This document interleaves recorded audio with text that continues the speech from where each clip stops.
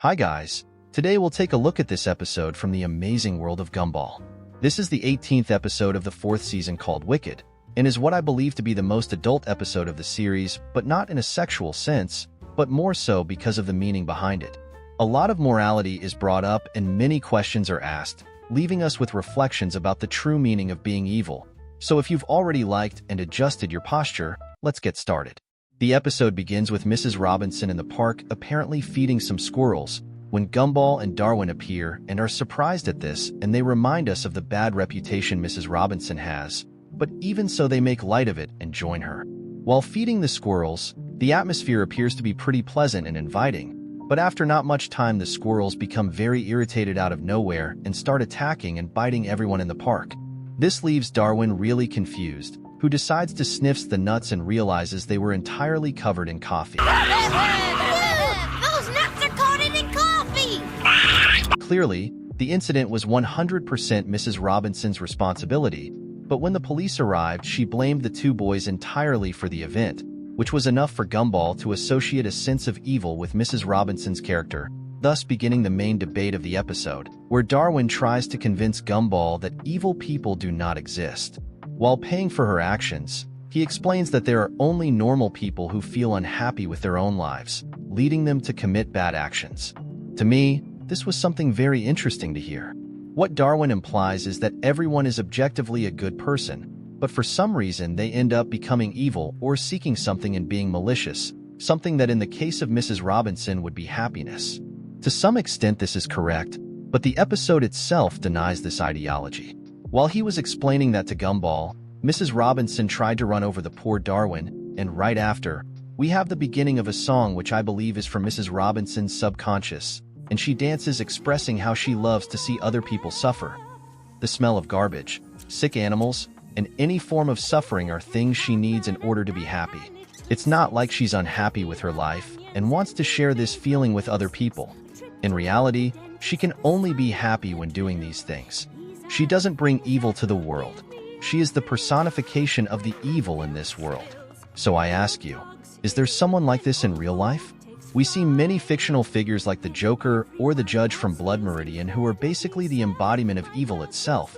So what about serial killers or pedophiles who commit atrocities every day? I believe that what differentiates them from Mrs. Robinson is that they do have a reason to do so, and by reason I don't mean something socially acceptable. There is no justification for those actions since most of them do it for pleasure, revenge, or some mental dysfunction. And even if we wanted to put these people on the same level as Mrs. Robinson, another question arises. Were these people always like this? In other words, were these people born pure and corrupted by their environment, or were they always evil and corrupt? Are you a good person without reasons to be bad, or a bad person with reasons to be good? Well, for Darwin, all that music and destruction wasn't enough, and he still believes Mrs. Robinson is ultimately a good person. So he invites her to see the newborns at the hospital, but right upon her arrival, she still shows no sign of kindness. After all, in order to get her into the hospital, Darwin had to lie and say that something bad had happened to the babies, and her disappointment is evident. She really wanted to see babies suffering, or even dead. For me, there is no greater sign of evilness that someone could show. Having the guts to harm an innocent baby, or even a granny, is nuts.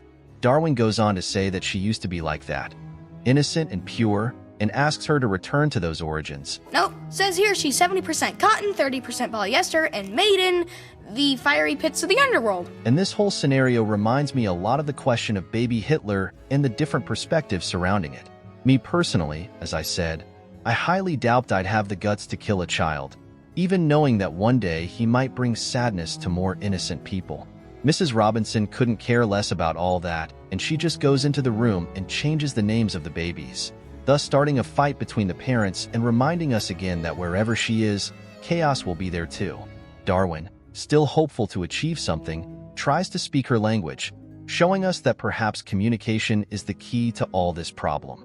Be like Naruto and simply talk to your enemy, or rather your friend, because you, my dear and loved subscriber, you don't have enemies. I don't need to say that this didn't work at all, but Darwin is still hopeful and decides to take a look at her past, and maybe find any event or trauma that may have made her that way. Even if she had or didn't have any trauma that had awakened this evil in her, would it be fair to use it as a reason to unleash such hatred towards other people? Or rather, is there a plausible reason for someone to become the villain of the real world? Traumas, fear, or simply following orders can be used as a justification to bring misery to someone's life? And about the last one, as incredible as it may seem, it has indeed been used before, and the Milgram experiment shows that seemingly normal people would be willing to kill other innocent people with the simple reason of following orders. No profit, traumas, or hatred among them. Take away the life of a random stranger with the simple excuse of, "I was just doing what he told me to do." We humans are really interesting. Look, her diary! If we test each page for pheromone levels, we can determine whether or not she experienced a childhood trauma that made her turn evil. Or we could just read it. Me. The two look at the photo album, and there they realize that for every photo where she was happy, someone was suffering, and not even Santa Claus escaped from it. Apparently, she's been like this since she was a baby. Margaret is and will always be a mystery. Nothing happened in her life to justify the way she is. Some people aren't looking for anything logical. They can't be bought, reasoned, or negotiated with. Sometimes man just wants to watch the world burn.